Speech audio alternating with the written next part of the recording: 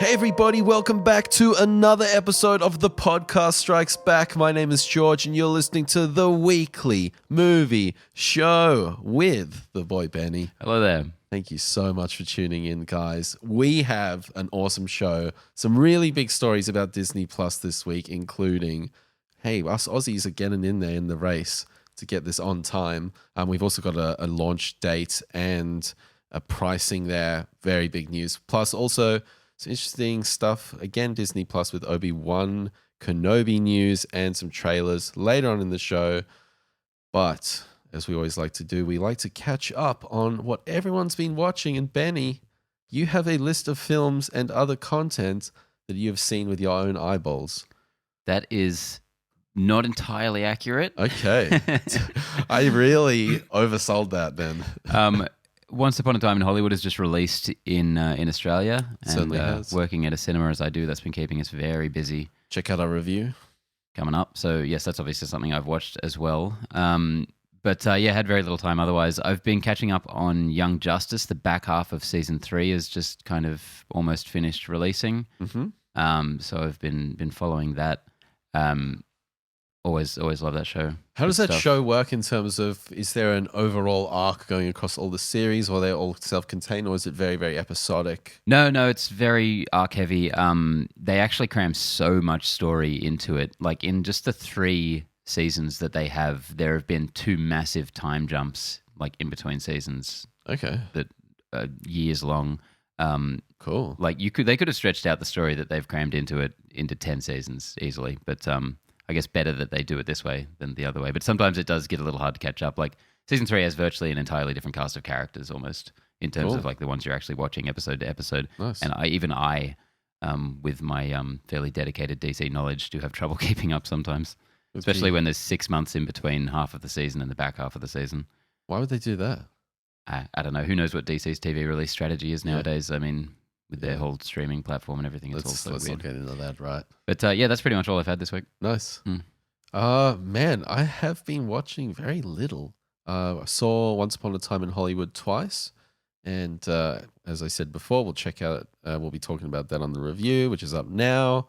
In terms of what I've been watching, I think I might have watched something, but I can't remember off the top of my head. Like, it's kind of been amazing.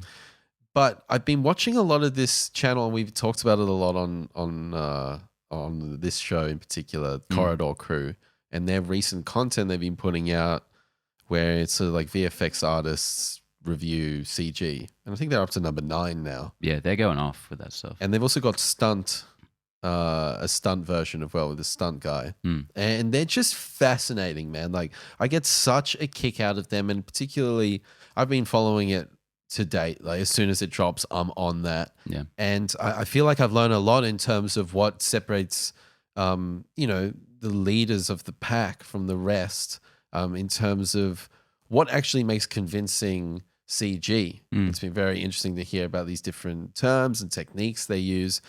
But I think also, like, what's really fascinating is how real they try and get things, but also how real they have to get things in terms of a movie sense. And I think that's one of the most interesting things, is that we have preconceived ideas of how certain things look. For example, a spaceship wouldn't explode in space. There's no oxygen, but we see in Star Wars big explosions, and that's part of the vocabulary of modern cinema. Yeah. And it's so interesting to hear the creative choices made, whether to go realism or adhering to cinema, and what certain things it's just a really interesting thing that I'd never really thought about before. Yeah, well, you see them talk about stuff like not trying to capture what it looks like when a bullet hits a body, but what it looks like when a blood capsule goes off in a body. Doing that with CGI, like it's such interesting stuff, and there's so clearly a market for this information. Just as you and I have fallen into it, they are so popular. Like they've pretty much gone viral with this. You could see from that just, I think the second episode they did, it's like, this is a weekly thing now. Like we are never stopping doing this. They reckon of millions per episode. Yeah, and because it kind of is an underserved sort of perspective. Like Completely. we never really hear from these guys. Never. Who, the hardest working people in Hollywood. It's probably. all very technical information out there. It's like tutorials on Maya and After Effects. Some people just want to look at it at this level. And I think they've really hit a nice gap. Mm. So yeah, guys, if you want to check out, you're interested in VFX and also the stunt work, the stunt guy that they got on there, and they talk about Chad Stileski and the other John Wick guy on an episode. The other director, his name's escaping me right now, but he was a former stunt guy, and he shows like the stunt guy on this episode shows the pre-shot version of the scene with cardboard boxes around, and it's in a smaller studio or something. The Punisher? Yeah. Yeah, an episode of The Punisher. And it was amazingly well shot. Like that was like, okay, yeah, maybe the set wasn't fully put together, but the angles and the edits and the flow. The no wonder brutality they of go it. there. No wonder they become stunt coordinators and move into that, because the amount of pre-work required to make sure that we know exactly how we're going to shoot these extremely complex scenes. These guys just are naturally doing that at a more primitive level, and they just graduate to a more, that directorial position where it's a proper set, proper production design. It was very, very eye-opening for me. And it's fascinating watching the original previous version of that's done entirely by professional stunt people, because it was so much more brutal than the one that went to screen. Yeah. It's a fight in the gym from season 2 of The Punisher, and the final version is fantastic as well. The gym. But yeah. But it's led by John Bernthal, who's a great physical actor in his own right. But just watching these guys who are just dedicated to that, it was so brutal. Fucking awesome. So yeah, Corridor Crew, massive shout out. I just want to chuck something else in that line. Actually, I forgot about it. I did want to mention, I've been watching a bunch of essays from Lindsay Ellis this week. Oh yeah, she's great. On YouTube. Yeah, probably the best film essayist on all of YouTube. If you've never heard of her, check out anything and everything she's done. I just watched a great hour-long video she did on the finale and the last season of Game of Thrones recently, which she said like the very last take on this, and she's putting it to bed. But it was really brilliant in stuff. depth. Yes, yeah, and my opinion was fairly low already of that season, but she definitely managed to lower it further. Nice. So if you're a big fan, maybe stay away. But yeah, anything else she's done, she's an absolute film genius. I've only watched a few things, but her Hobbit one, her examination of that was really eye-opening. It's essentially a feature-length documentary about how The Hobbit went so wrong. It's very well put together. The level of analysis is you got to tip your hat to it. So we have some Disney Plus news from this morning, as we do every week. So Disney has officially announced that Disney Plus will premiere in the US and Canada and the Netherlands on November 12th this year, and then Australia and New Zealand 1 week later on November 19th. And for our Australian listeners, it'll cost $8.99 Australian. $8 dues. $8 dues. That's which all? is pretty damn cheap. And Netflix right now is about $15-16. Something like that, yeah. They keep pumping up their prices. So this is approximately half of that. Yeah, that is very competitive. Now, we'd heard previously that Disney Plus was going to launch in January here. So to get this news this morning, I was like a little kid, man, squealing. I was like, holy fuck, Disney, it's obviously a key market for them. I've heard that Australia is a big testing ground for other markets, because we're such a kind of microcosm of other places, just such a smaller population.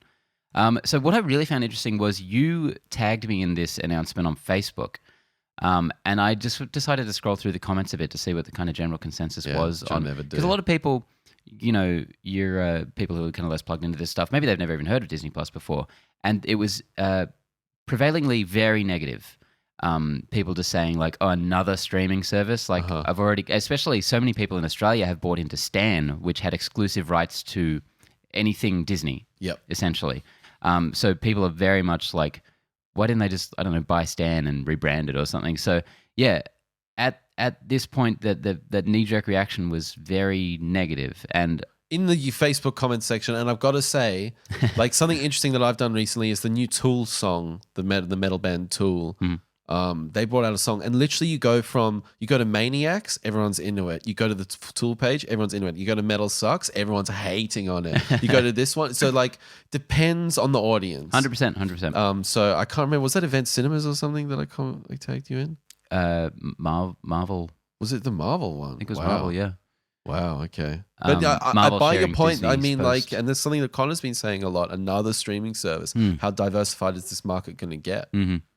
I guess, I just hadn't thought of it outside of my own kind of looking at the spectrum, just being like, seemed a lot better than most other streaming services, and obviously a lot cheaper. And we're a some of lot them. more clued into the content that's coming up. Loki, Yes, Falcon. exactly. That was my thought. I'm like, well, Disney really needs to get the word out there about all of this original content that they're bringing to the platform, because that was actually what one person said specifically was, I already have a lot of Disney stuff on DVD and shit. Like, what does it matter if it's going to be on this streaming service?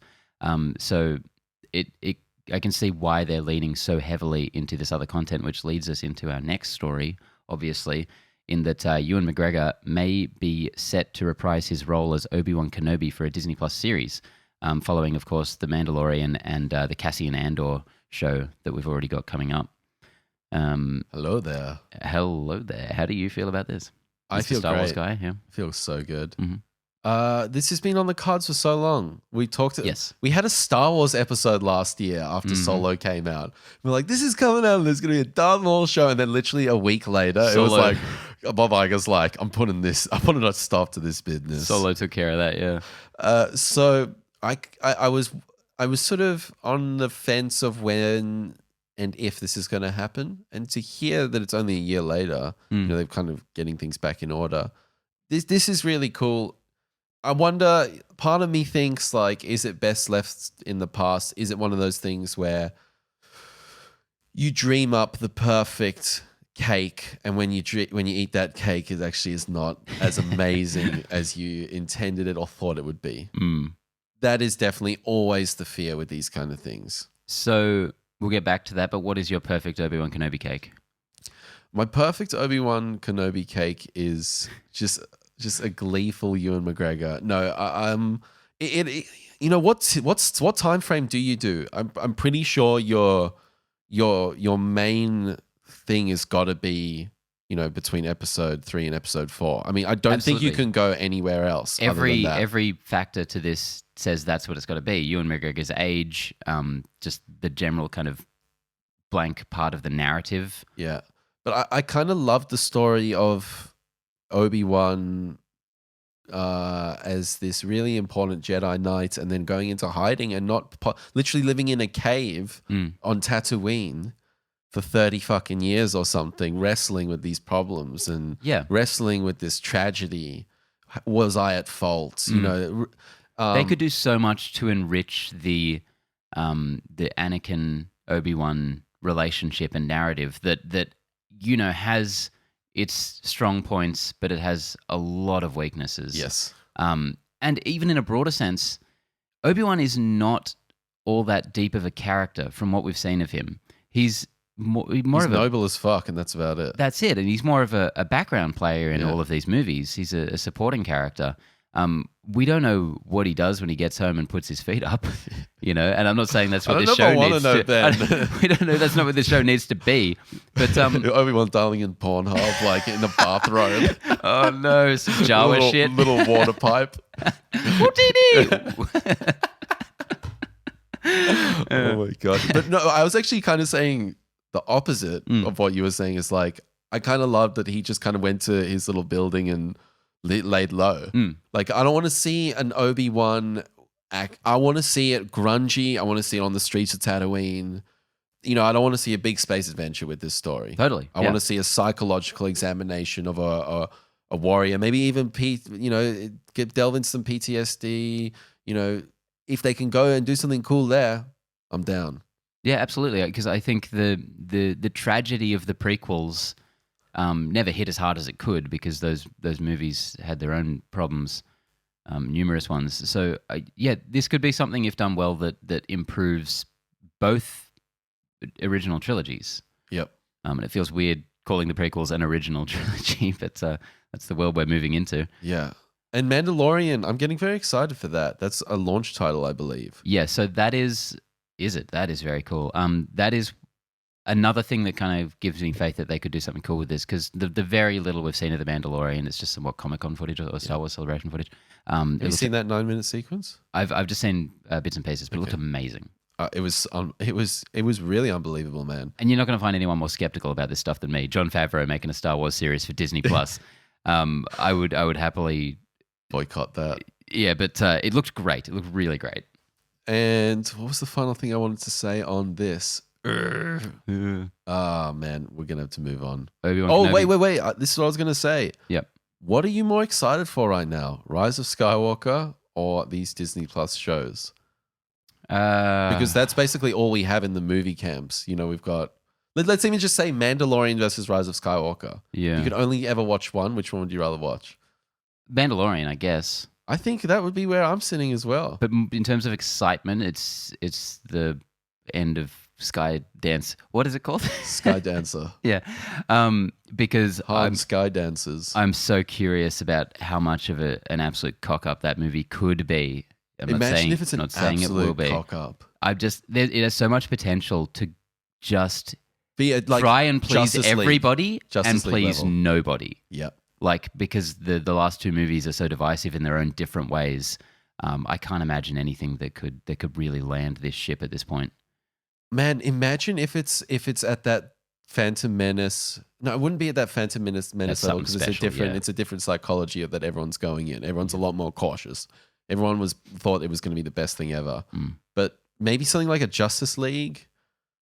I mean, release the Abrams cut. Oh god, release the JJ cut.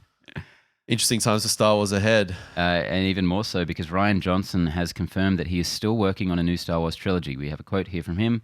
I think that the fun and challenging part of it is to dive in, figure out what's exciting, and then figure out what it's going to be. We're doing something that steps beyond the legacy characters. What does that look like? It really makes you think and figure out what the essence of Star Wars is for me and what that will look like moving forward. So many fanboys are raging. No doubt. Essence of Star Wars is for me. Just that sentence alone, everyone's like, what did you do with The Last Jedi?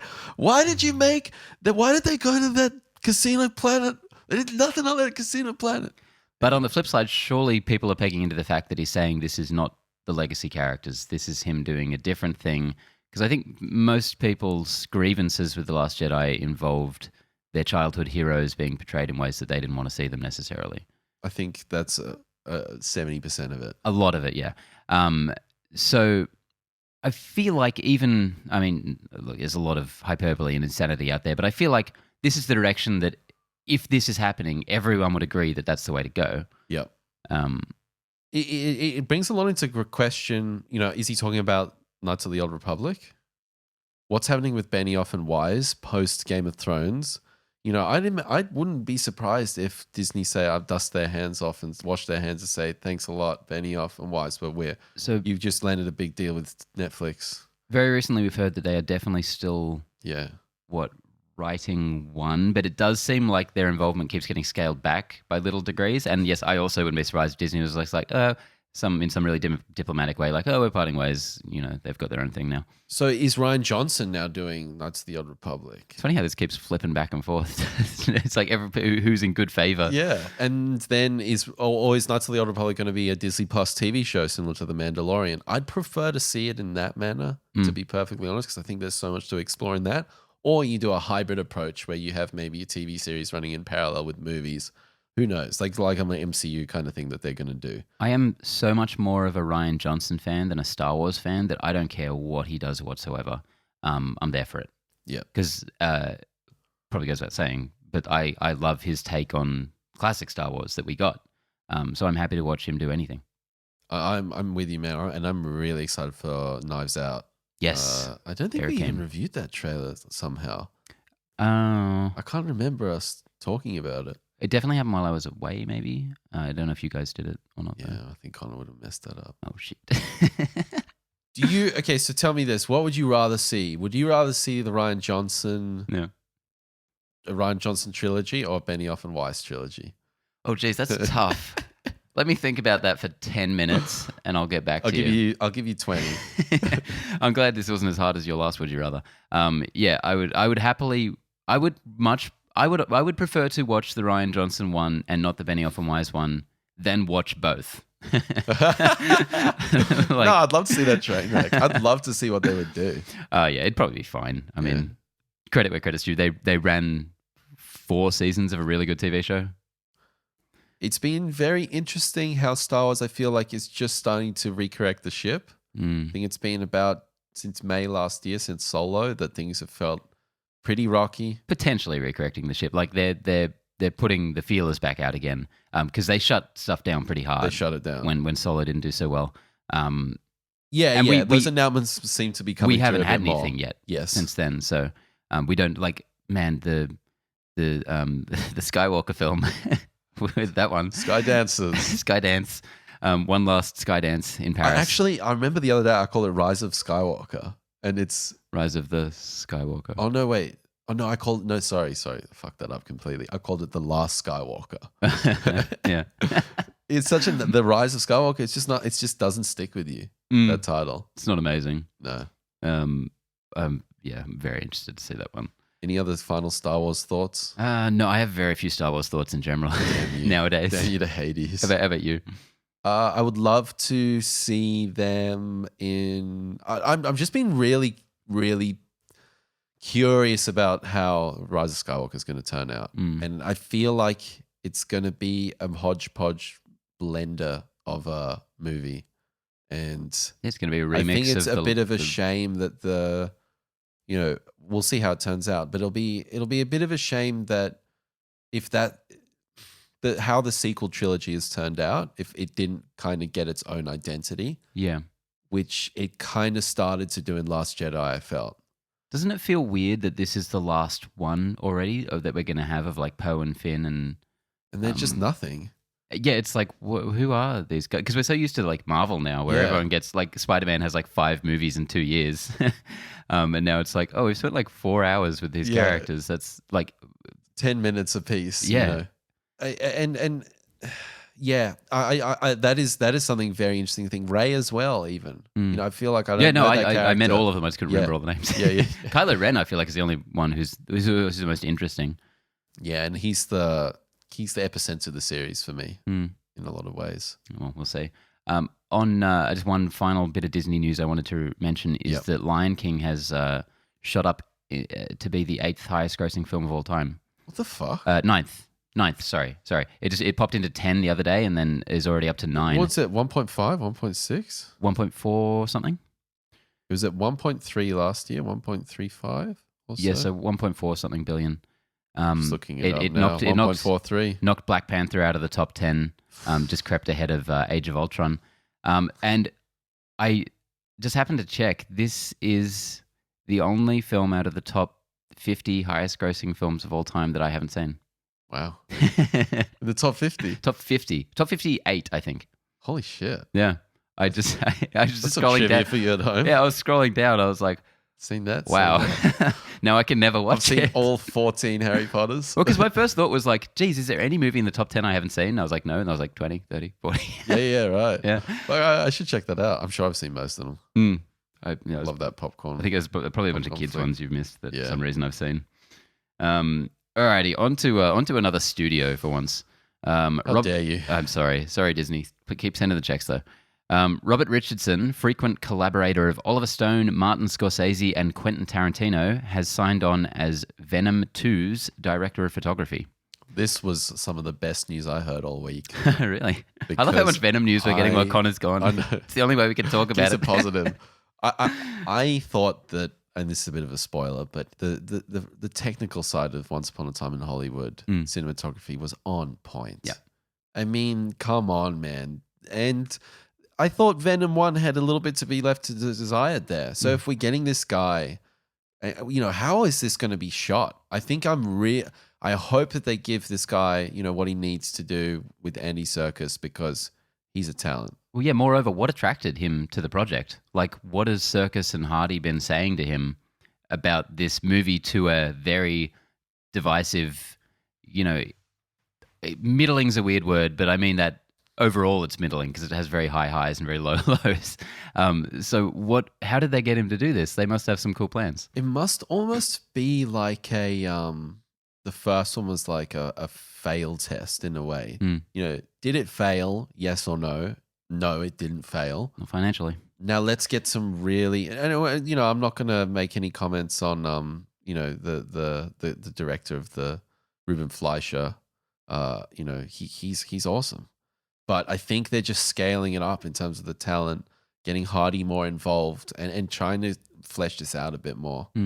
I'm getting way too excited for Venom. I know, right? And I'm concerned. Would it be funny if, like, next week they're like, "Oh, we just got Nine Inch Nails, Trent Reznor on for the score," and like every week there's like some ridiculous name, like, "Oh, Spielberg's producing." It's like, what the fuck is this movie? Don't fuck up. Oh yeah, but that is a great get for Sony right there. Fuck man, we're racing through these stories. Yeah, well, how are you doing? I could be better, man. How's your life outside of movies? It's working away. Yeah, making movies, making videos. Yeah, that's cool. Yeah, we should review some of your stuff sometime. Yeah, sure. Made two things.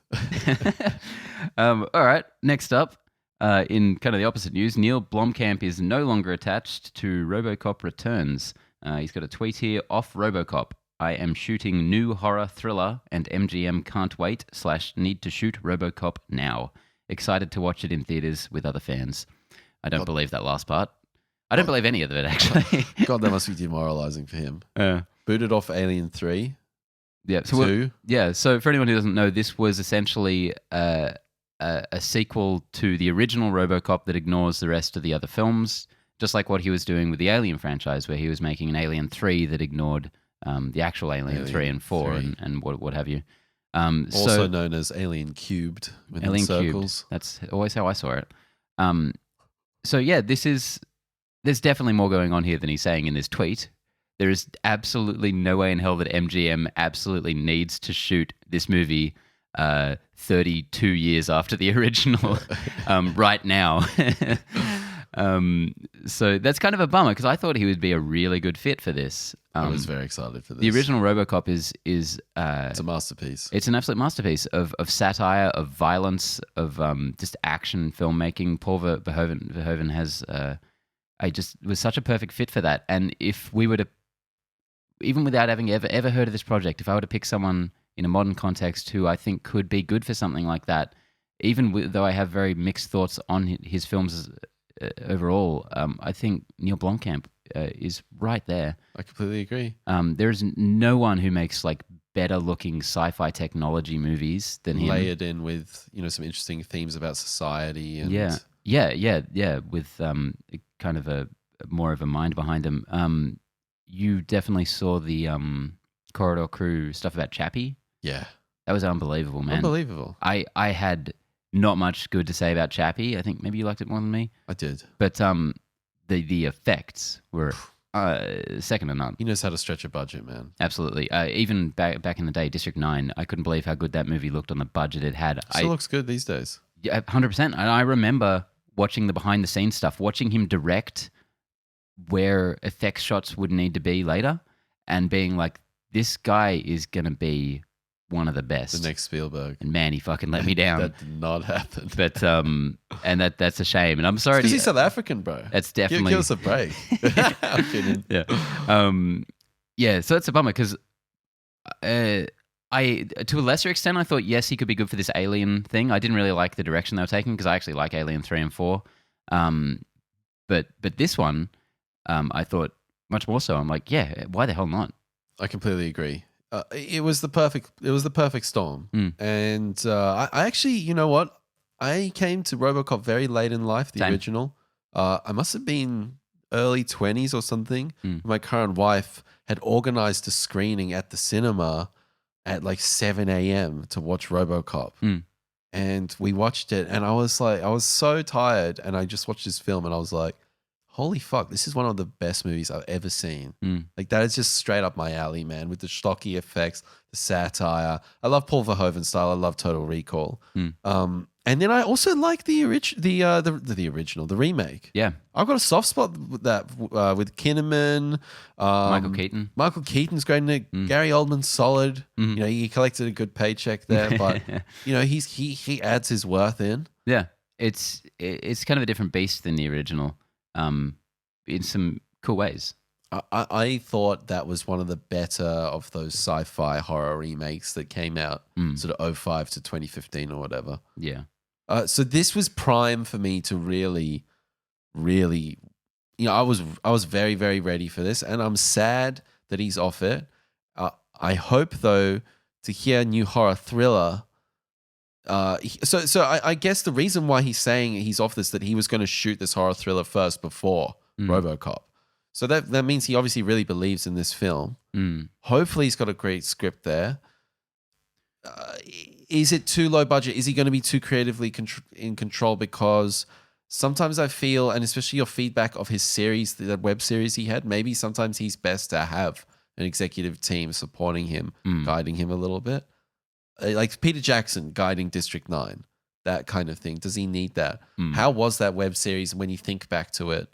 And is there any sort of confidence builder that you get from that series with this sort of more of a horror thriller? So from a technical standpoint, everything you've come to expect from him, especially Big impressive tick. given that it's a YouTube, just YouTube videos. Narrative storytelling wise, there wasn't much amazing there. Like, Were they just there to execute the effects a lot of the time? that's kind of more what it felt like. It's not necessarily a bad thing. No, he feels like someone who get a really great writer on board and they can do wonders together. Like he needs to find a creative partner. But there were a couple of like fun ones. There was one that was reminiscent of The Thing that I enjoyed a lot because that didn't really ask too much Cool. of you. But yeah, they were fine. Okay. A lot of them felt like proof of concept or just a portion of a story, Sure. which is cool for what they were doing. It was experimental, so whatever. I just had a thought, and I'm going to do this a 1% probability. Okay. But it would be funny. Maybe the horror thriller that he's directing is Alien 3. Whoa. Maybe Disney came along and was like, we want to Disney. continue the Alien franchise. Like and he's like, Mr. fuck Blomkamp. you, Robocop. Yeah. Yeah. I'm mightily keen for that. I just wanted to put that out there in case it happens, so I can be like, I said it. Yeah. Timestamp. Yeah. 32 minutes in. So we've got one last story here that I just wanted to do as a follow-up to last week. We had a little chat about a new G.I. Joe spin-off that was happening. Yes. Um, Your favorite franchise. Sure thing. And we also mentioned the Snake Eyes film that is in pre-production or whatever. Snake Eyes. Formerly played by Ray Park in the previous two movies. We weren't sure at all if it was a continuation of that or if it was a reboot. Seems it's going to be a reboot because Henry Golding has apparently entered final negotiations to play Snake Eyes himself in Paramount and Hasbro's G.I. Joe spin-off. This guy's popping off. Yeah, he's doing great. I remember watching him in Crazy Rich Asians. He was the male lead in that and thinking he was, incredibly charming and handsome, but fairly plain. Then watching him in A Simple Favor, one of my absolute favorite films from last year by Paul Feig, he showed a lot more range and was a lot of fun.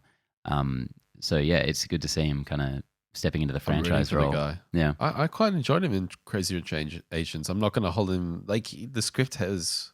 I'm not blaming him Yeah. at all. Yeah, there was just not much to the character. I think he's got a cool look. Yeah, like I'm really think that he seems to fit the mold.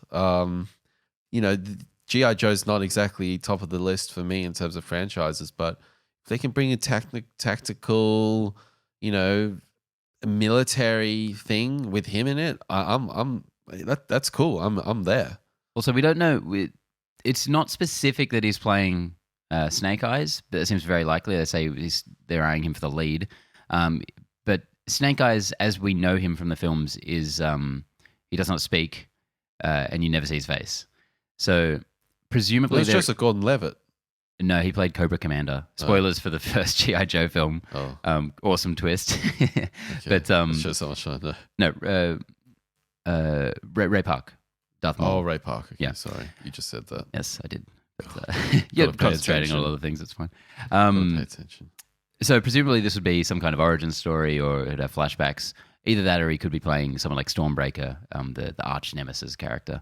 But If he was Stormbreaker, I'd lose my shit. well, they already had a great Stormbreaker. Hey, well, fuck, you're having a go. around. All right. Yeah, I'm just fucking around. But if you like Stormbreaker, all the more power to you, What time is it, George? It's trailer time. We've got 3 trailers. And I'm doing it. I'm doing it again. Absolutely.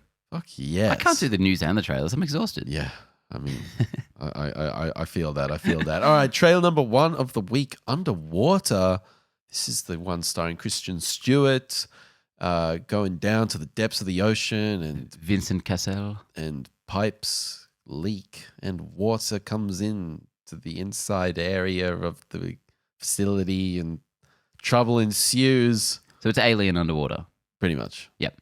And I think it looks bloody fantastic. This seems to be way more on point in terms of visual than you would see in this type of B-grade horror sci-fi. I thing. was very, very impressed by some of the stuff that was popping up towards the kind of montage at the end of the trailer. Is this kind of like nightmarish Lovecraftian imagery? Lovecraft. The whatever these creatures are in there, you barely see them. I'm like, that looks amazing.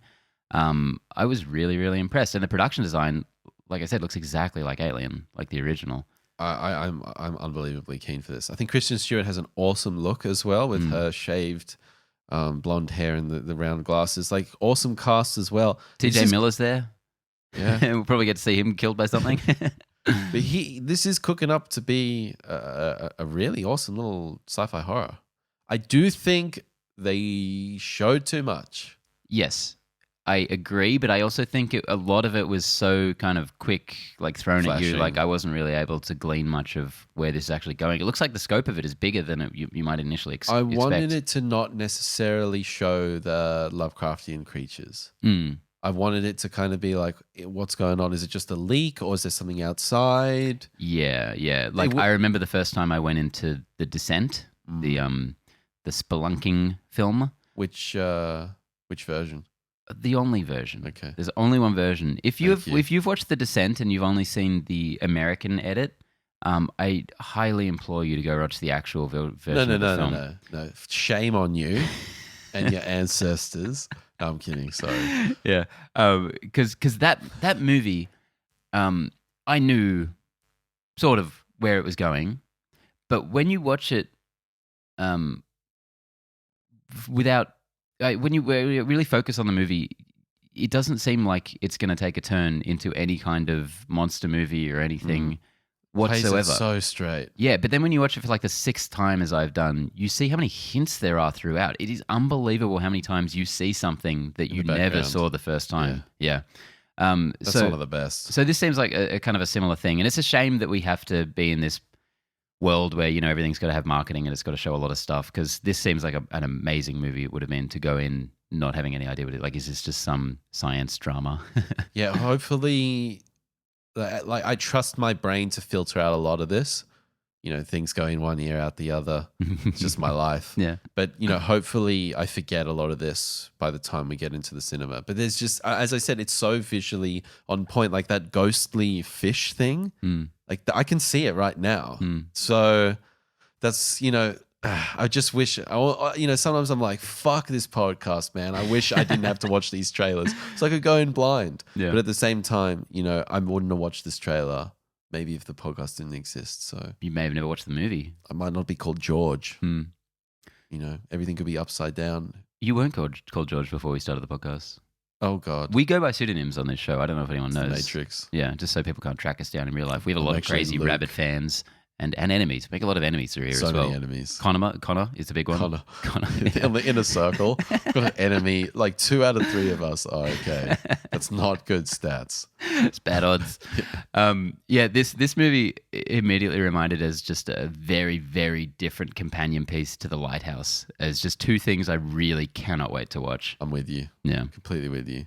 Second on the list, the death of Long Dick. Just kidding. Dick Long. I knew you'd do it. I had to. A24, man. I cannot tell you how into this studio I am. And this is another tick on the list for me for something I'm excited for that these guys are bringing out. Anytime their logo pops up, I'm instantly ready. Yep. And another huge thing in their corner is the director, Daniel Scheinert, who is one of the Daniels, as they're known, who directed Swiss Army Man. Oh. One of the most mind-boggling, surprising, amazing movies of the past few years. Awesome movie. Huge recommendation on that one, Swiss Army Man. Yeah, you recommended to me. Watched it. Great recommend. Awesome. Awesome recommend. Yeah. So I would watch anything these guys do, and this looks like a hell of a lot of fun. It's got that dinky indie kind of vibe to it. I just love the way this trailer was put together as well. So this basically is a story about these two friends, and something goes wrong, and they accidentally kill Dick Long. Yeah, by dropping him outside of a outside of a hospital, and they obviously drop him down too quickly on the concrete, and he gets head trauma. And that's like the final nail in the coffin. That's kind of how I saw it. Maybe I was looking at it the wrong way. Essentially, everyone's trying to find out what went wrong, and they're privy to it, but they seem kind of like buffoons, like quite simple guys. And there's some funny references in here to Quentin Tarantino movies, and it just seems I just was feeling a lot of confidence in this film by this trailer. Yeah, it really, like, even without knowing who was directing this, as I already did, it felt like something that was coming from someone really kind of fresh and energetic, and with, I don't know, something to prove and something to say. And I'm like, this looks like something I want to see. Yep. I am really excited for Long Dick. And trailer number 3. One of the weirdest trailers we have ever reviewed on the podcast strikes back. Zeroville, with the same production team that put together last year's The Disaster Artist, which followed Tommy Wiseau in The Room. Yeah, directed by James Franco. So we've got James Franco, Seth Rogen, the whole crew's back. Danny McBride. Yeah. What this I can't even really, like, where do you begin with this? Because like the editing and the resolution of this trailer was so below par. I'm surprised this got like approved. Yeah, I mean, like we said, coming from James Franco, this guy was an Oscar contender last year or the year before with The Disaster Artist, and this trailer was like so weirdly meandering and soft. I can't even describe what was so wrong about it. There was just no impact to it whatsoever, even though it was like throwing these like splash things at you, like with character names and stuff. And the CG work was pretty poor, I thought. The rendering wasn't great. It looked kind of like a YouTube channel or something. Yeah, but the product itself, it's based on a book, I believe, of the same name. James Franco's character is 24 in the book, so good on him. But yeah, the first thing that really struck me about it was the fact that it feels like a weird companion piece to Once Upon a Time in Hollywood. That's exactly what I thought. It leans right into that because the first part of the trailer is it involves Sharon Tate. Yeah. And it's set in the same year as Once Upon a Time in Hollywood, and apparently the book very much deals with the theme of the kind of that era ending and cinema dying, in a way. So it just feels like a very interesting timing for this to be happening. Yeah, that was pretty uncanny. And they must have known Tarantino's bringing some shit out, so hey, whip up a script, mate. And then the other thing was that it felt very much like they were trying to, I don't know, maybe chase the success of The Disaster Artist again, because that's certainly a realm that James Franco has never been in before, I feel. And this is a guy who is much more prolific than most people probably know. He's made so many like little indie films, and apparently a lot of them are just really kind of wanky, like college student stuff. Okay. But he really found success with that last one. It's like, oh, is he just trying to do that again? Replicate it. Yeah. It's just a smart move in a lot of ways, but it sounds like a very interesting story. The exact same cast, like it just seems a little unthought out and uncreative. Yeah. And, this trailer was so bizarre that I can't even really judge whether or not I want to see this film. Yeah. Because I think it is so non-reflective of what the final product will be. Yeah, there's no way this could be anything like what it is. I would honestly like to just see a new trailer. Can you please issue a new trailer, Franco? Come on. Final cut. Mm. All right, should we cap it off with question of the week? Why not? We had a really nice comment from Stephen LeGreasley. Hi, Stephen. And guys, if you guys want to leave a comment, you can leave a comment on our YouTube channel. A lot of people don't know that. We will reply with another comment. Can you believe it? Maybe even a thumb up. And we love hearing from you guys. So let's get into Steven's question. And you got a nice little compliment there from him on your film knowledge, Benny. Thank you, Keeping this Stephen. thing buoyant. I can only fool so many people. Oh, you're doing well, man. You're doing well. One question for each of you guys. With remakes and sequels being at the center of Hollywood's economy, which film is your opinion of untouchable by this trend? And which film do you think should never... which film do you think should never be remade? Or, a sequel never be made to it, and why? Which film do you think should never have either a remake or sequel to it, and why? I got that out finally. Excellent. Do you want to go first? Yeah, because you asked me this question just before the show and something popped right into my head.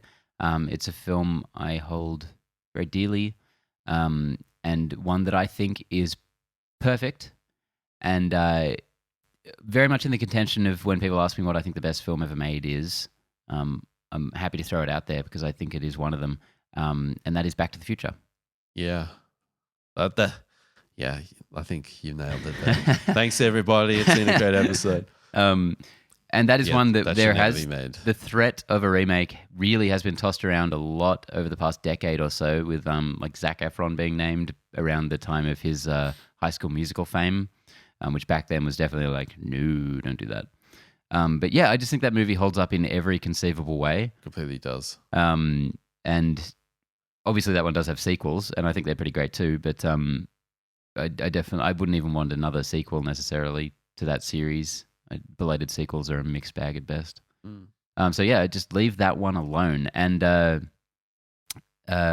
what's his name? Robert Zemeckis has said that as long as he's alive, no one's going to touch it. Cool. So that's great. So we've got about 5 years. Yep. Sorry, Rob. Love you. Mars Needs Mom sucks. Oh man, tanked the whole industry. Yeah.